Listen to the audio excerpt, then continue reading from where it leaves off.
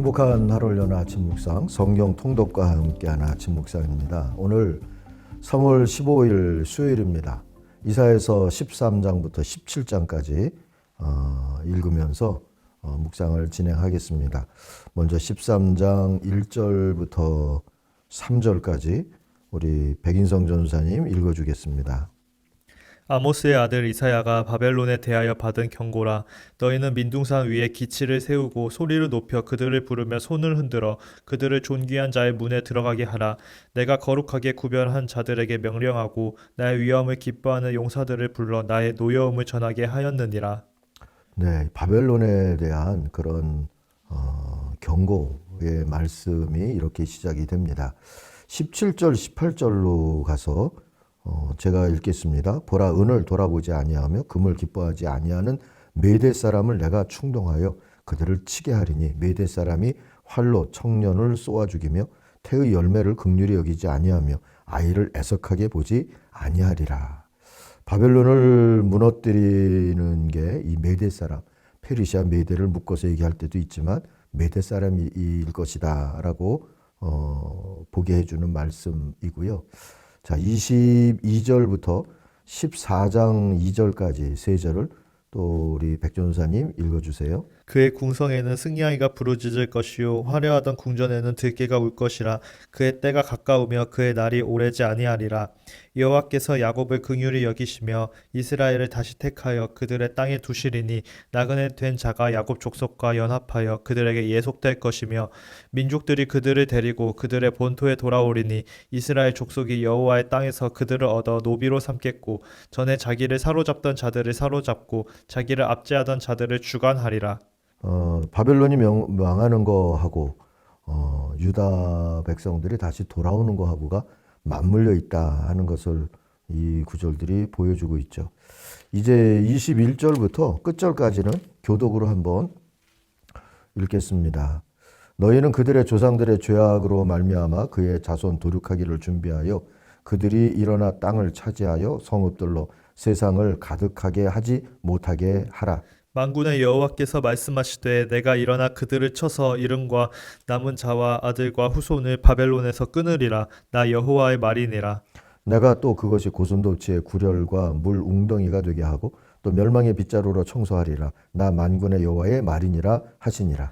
만군의 여호와께서 맹세하여 이르시되 내가 생각한 것이 반드시 되며 내가 경영한 것을 반드시 이루리라. 내가 아수르를 나의 땅에서 파하며 나의 산에서 그것을 짓밟으리니 그때에 그의 멍에가 이스라엘에게서 떠나고 그의 짐이 그들의 어깨에서 벗어질 것이라. 이것이 온 세계를 향하여 정한 경영이며 이것이 열방을 향하여 편 손이라 하셨나니 만군의 여호와께서 경영하셨은즉 누가 능히 그것을 피하며 그의 손을 펴셨은즉 누가 능히 그것을 돌이키랴. 아하스 왕이 죽던 해에 이 경고가 임하니라. 블레셋 온 땅이여 너를 치던 막대기가 부러졌다고 기뻐하지 말라. 뱀의 뿌리에서는 독사가 나겠고 그의 열매는 날아다니는 불뱀이 되리라. 가난한 자의 장자는 먹겠고 궁핍한 자는 평안히 누우려니와 내가 내 뿌리를 기근으로 죽일 것이요 내게 남은 자는 살육을 당하리라. 성문이여 슬피 울지어다. 성읍이여 부르짖을지어다. 너 블레셋이여 다 소멸되리로다. 대저 연기가 북방에서 오는데 그 대열에서 벗어난 자가 없느니라. 그 나라 사신들에게 어떻게 대답하겠느냐. 여호와께서 시온을 세우셨으니 그의 백성의 곤고한 자들이 그 안에서 피난하리라 할 것이니라. 아멘. 아멘. 13장부터 우리 23장까지는 이방 민족들에 대한 심판의 말씀들이 이어지고 있습니다. 아모스서를 읽을 때에는 앞부분에 아모스가 그걸 두었었는데 이 이사야서는 유다와 이스라엘에 대한 경고의 말씀을 주시고 난 다음에 이방 민족들에 대한 심판의 말씀이 10여 장에 걸쳐서 이어지고 있습니다. 하나님의 걸작인 그 우리들의 또 하나님의 일꾼의 위대함은 다른 사람들이 우리를 얼마나 섬기는가 그걸로 결정되지 않습니다. 오히려 우리가 다른 사람을 얼마나 섬기는가 하는 걸로 결정이 되죠. 종의 모습으로 이 땅에 오신 하나님의 아들의 위대함이 그런 것처럼 말입니다. 그러므로 자신의 위대함을 지키고자 하는 이들은 종의 마음과 종의 자세를 잃지 말아야 하는 것이죠. 종으로 살수록 위대한 신앙인의 가능성은 더 커집니다. 생각해 보세요. 이만한 신비, 이만한 역설의 은총이 또 어디 있을까 싶어요. 종으로 사는 걸 받아들이고 종으로, 하나님의 종으로 살고자 애쓸수록 하나님의 백성, 하나님의 일꾼의 위대함이 오히려 살아난다 하는 거죠. 그런데 이 위대한 종으로 사는 것은 선택사항이 아니라 순종사항이다 하는 것을 기억할 필요가 있습니다. 따라서 실패는 심판을 부르게 되죠. 순종의 실패이기 때문에 그래요. 바벨론을 보세요. 그들은 하나님의 백성 유다를 심판하기 위해서 그리고 세계 경영을 위해서 선택됐던 하나님의 도구였지만 하나님은 그들을 소돔과 고모라처럼 멸망시키겠다고 말씀하시지 않습니까? 메디를 통해서 그리하겠다 그러시죠. 그리고 또 아수르를 통하여서도 또 블레셋을 통하여서도 한 번쯤은 세계 경영을 위해서 하나님께서 기회도 주시고 뭔가 허락하신 것들이 있었지만 저들이 감당하지 못할 때 또 다른 심판을 받게 되고 또 그들의 심판은 또 다른 하나님의 구원. 바벨론이 무너지면서 포로되었던 유다, 아수르가 무너지면서 억눌렸던 이스라엘이 다시 한번 하나님의 나라를 바라보는 기회를 얻을 수 있게 될 것이다 하는 것을 오늘 말씀을 통해서 가르쳐 주십니다. 순종의 실패는 심판을 부른다. 오늘 좀 기억해 놓으시면 좋을 것 같아요. 바벨론이 스스로의 힘에 취해서 교만과 강포로 자신을 채우기에 급급했을 때 저들은 그 심판을 만나게 됐죠. 14장 끝까지 우리가 읽으면서 바벨론, 아수르, 블레셋 멸망을 계속 보지 않았습니까?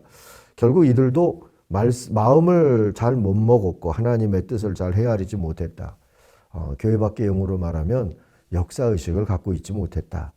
그것이 저들을 심판을 만나게 하는 그런 길이 되어버렸다 하는 것을 우리가 볼 수가 있어요. 14절, 15절, 14장 14절, 15절을 보면 하늘에 올라가서 하나님의 뭇별 위에 내 자리를 높이리라 하고 마음을 먹었다가 구덩이 맨 밑에 떨어짐을 당하고 말았다 하는 표현이 나옵니다. 하나님의 종으로 부름받고 위대한 종으로 인정받으려면 끝까지 착한 종, 청지기의 마음으로 살아야 하는 것이죠. 지구 역사 속에서, 인간의 역사 속에서 아무리 강한 제국이 있었고 나라가 있었다 할지라도 그것이 뭐 수백 년을 갔습니까? 수천 년을 갔습니까? 언젠가는 망하게 되는 까닭이 무엇일까요? 스스로의 교만을 감당하지 못하고 하나님의 심판을 만나고 말았다 하는 것을 우리들이 볼 때 오늘 받은 우리에게 주신 기회가 있다면 그것은 하나님 앞에서 순종할 책임을 지고 있는 것이다. 이걸 꼭 기억하시면 좋을 것 같습니다. 15장을 우선 한번 같이 교독으로 읽겠습니다. 모압에 관한 경고라. 하룻밤에 모압 알이 망하여 황폐할 것이며 하룻밤에 모압 기르가 망하여 황폐할 것이라. 그들은 바익과 디본 산당에 올라가서 울며 모압은 느보와 메드바를 위하여 통곡하는도다. 그들이 각각 머리카락을 밀고 각각 수염을 깎았으며 거리에서는 굵은 배로 몸을 동였으며 지붕과 넓은 곳에서는 각기 애통하여 심히 울며 헤스본과 에르알레는 부르짖으며 그들의 소리는 야하스까지 들리니 그러므로 모압의 군사들이 크게 부르짖으며 그들의 혼이 속에서 떠는도다. 내 마음이 모압을 위하여 부르짖는도다. 그 피난민들은 소알과 에글랏 슬리시아까지 이르고 울며 루힛 비탈길로 올라가며 호로나임 길에서 패망을 울부짖으니 니므린 물이 마르고 풀이 시들었으며 연한 풀이 말라 청정한 것이 없음이로다. 그러므로 그들이 얻은 재물과 쌓았던 것을 가지고 버드나무 시내를 건너리니 이는 곡성이 모압 사방에 둘렀고 심히 부르짖음이 에글라임에 이르며 부르짖음이 브엘엘림에 미치며 디몬 물에는 피가 가득함이로다. 그럴지라도 내가 디몬에 재앙을 더 내리되 모압에 도피한 자와 그 땅에 남은 자에게 사자를 보내리라. 자, 이 15장 16장은 모압에 대한 하나님의 심판을 얘기하고 있는데요. 그 끝부분 16장 11절부터 14절까지를 또 교독으로 한 번 더 읽겠습니다. 이러므로 내 마음이 모압을 위하여 수금같이 소리를 바라며 내 창자가 길 하레셋을 위하여 그러하도다. 모압이 그 산당에서 피곤하도록 봉사하며 자기 성소에 나아가서 기도할지라도 소용없으리로다. 이는 여호와께서 오래전부터 모압을 들어 하신 말씀이거니와 이제 여호와께서 말씀하여 이르시되 품꾼에 정한 해와 같이 3년 내에 모압의 영화와 그 큰 무리가 능욕을 당할지라 그 남은 수가 심히 적어 보잘것없이 되리라 하시도다. 네. 모압의 시조는 여러분 아시다시피 아브라함의 조카 롯이었죠. 그러니 모압은 이스라엘과 형제 민족인 셈입니다. 그래서였는지 출애굽 당시에 이스라엘이 여러 민족과 전쟁을 치러야 할 때도 하나님은 모압 족속을 괴롭히지 말라 하셨어요. 신명기 2장 보면 나오는 얘기입니다. 그러기에 지금의 심판 메시지는 사랑의 매로 이해해도 되지 않을까 싶기도 합니다. 모압이 해야 할 일은 심판을 피해서 도망가는 것이 아니라 죄와 감을 인정하고 하나님의 사랑에 자신을 맡기는 일일 것입니다. 하나님은 도망가면 쫓아가서라도 심판하시는, 그리고 마침내 다시 싸매시고 곁에 두시는 주님이시기 때문이죠. 사람들에겐 감추고 싶고 회피하고 싶은 죄와 악한 모습들이 있습니다. 그러나 도망가는 것은 해결책이 아니죠. 하나님은 우리가 죄를 자복하고 악함을 인정할 때 더욱 분명한 자비로 역사하십니다. 이사야는 이렇게 모압을 향해서 사랑의 매를 드신 하나님을 전하면서 가슴 아파하는 이야기가 16장 11절 이하에서 우리가 봤죠. 내 마음이 모압을 위하여 수금같이 소리를 바라며 슬픈 소리가 났다, 그 얘기입니다. 내 창자가 길하렛을 위하여 그로하도다. 우리가 애통하다 하는 표현과 같은 거죠. 이렇듯 가슴이 아파도 사람들이 듣지 않아도 심판의 메시지를 전해야 하는 이사야의 입장도 한번 생각해 보십시다. 그런 것을 사명이라고 하는 것이죠. 어떤 면에서는 오늘도 우리가 이 땅에서 또 주님의 나라를 가리키는 이정표의 사명, 우리 흔히 전도의 사명, 선교의 사명, 지상명령의 사명 이야기하지 않습니까? 우리가 오늘 서 있는 자리에서 이 사명과 관계가 있다 하는 것을 우리들이 기억하고 하나님의 뜻이 우리를 통하여서 우리의 기도와 섬김과 또 우리의 사역들을 통하여서 바르게 세상에 울려 퍼질 수 있는 울림통 역할 잘 해야 되겠다 하는 소망을 가질 수 있기를 바랍니다. 자, 17장 말씀은 우리 전체를 한번 읽겠습니다. 다메섹에 관한 경고라. 보라, 다메섹이 장차 성읍을 이루지 못하고 무너진 무더기가 될 것이라. 아로엘의 성읍들이 버림을 당하리니 양 무리를 치는 곳이 되어 양이 눕되 놀라게 할 자가 없을 것이며 에브라임의 요새와 다메섹 나라와 아람의 남은 자가 멸절하여 이스라엘 자손의 영광같이 되리라. 만군의 여호와의 말씀이니라. 그날에 야곱의 영광이 쇠하고 그의 살진 몸이 파리하리니 마치 추수하는 자가 곡식을 거두어 가지고 그의 손으로 이삭을 벤 것 같고 르바임 골짜기에서 이삭을 주운 것 같으리라. 그러나 그 안에 주울 것이 남으리니 감람나무를 흔들 때 가장 높은 가지 꼭대기에 과일 2-3개가 남은 같겠고 무성한 나무의 가장 먼 가지에 4-5개가 남은 같으리라. 이스라엘의 하나님 여호와의 말씀이니라. 그날에 사람이 자기를 지으신 이를 바라보겠으며 그의 눈이 이스라엘의 거룩하신 이를 뵙겠고 자기 손으로 만든 제단을 바라보지 아니하며 자기 손가락으로 지은 아세라나 태양상을 보지 아니할 것이며 그날에 그 견고한 성읍들이 옛적에 이스라엘 자손 앞에서 버림받은 숲풀 속의 초소와 작은 산 꼭대기의 초소 같아서 황폐하리니 이는 내가 내 구원의 하나님을 잊어버리며 내 능력의 반석을 마음에 두지 아니한 까닭이라. 그러므로 내가 기뻐하는 나무를 심으며 이방의 나무가지도 이종하도다. 내가 심는 날에 울타리를 두르고 아침에 내 씨가 잘 발육하도록 하였으나 근심과 심한 슬픔의 날에 농작물이 없어지리라. 슬프다. 많은 민족이 소동하였을 때 바다 파도가 치는 소리같이 그들이 소동하였고 열방이 충돌하였을 때 큰 물이 몰려옴 같이 그들도 충돌하였도다. 열방이 충돌하기를 많은 물이 몰려옴과 같이 하나 주께서 그들을 꾸짖으시리니 그들이 멀리 도망함이 산에서 겨가 바람 앞에 흩어진 것 같겠고 폭풍 앞에 떠도는 티끌같이 같을 것이라. 보라, 저녁에 두려움을 당하고 아침이 오기 전에 그들이 없어졌나니 이는 우리를 노력한 자들의 몫이요 우리를 강탈한 자들의 보응이니라. 아멘. 아멘. 자, 17장은 북쪽 이스라엘 왕국 에브라임과 또 다메섹 아람 나라가 멸망할 것에 대해서 말씀하고 계시는 것이죠. 역사적인 배경으로 보면 북쪽 이스라엘 이 에브라임과 동맹을 맺어서 이 유다도 치고 아수르에게 대항하고자 했던 다메섹, 아람의 이야기를 멸망으로 예고하는 그런 내용이라고 볼 수 있습니다. 이를 통해서 알아들어야 할 교훈은 뭘까요? 견고한 성읍과 확고하고 효과적으로 보이는 동맹, 그리고 천의 요새로 구원받는 게 아니라는 가르침이 아닐까요? 그것들이 못나서가 아니라 그것들을 의지하는 오만함이 문제일 겁니다. 열심히 하나님을 찾던 이들도 의지할 만한 힘을 알게 되면 그걸 주신 하나님을 나 몰라라 할 때가 왕왕 있지 않습니까? 10절 말씀에 보면 나오죠. 이스라엘아, 내가 하나님 너의 구원자를 잊어버리고 내가 피할 견고한 반석을 기억하지 않고 이방신을 섬기려고 이방의 묘목으로 신성한 동산을 만들었구나. 그러다 근심과 슬픔의 나를 만날 즈음에 너무 늦어서 되돌릴 수도 없게 되고, 역사와 역사서에서 그래서 우리들이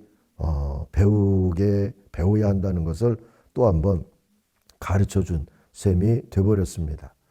우리는 흔히 이스라엘 아니면 우리나라만 하나님께서 우리 민족에게만 뭔가 섭리를 가지고 있는 것처럼 생각하거나 말하거나 할 때가 있죠.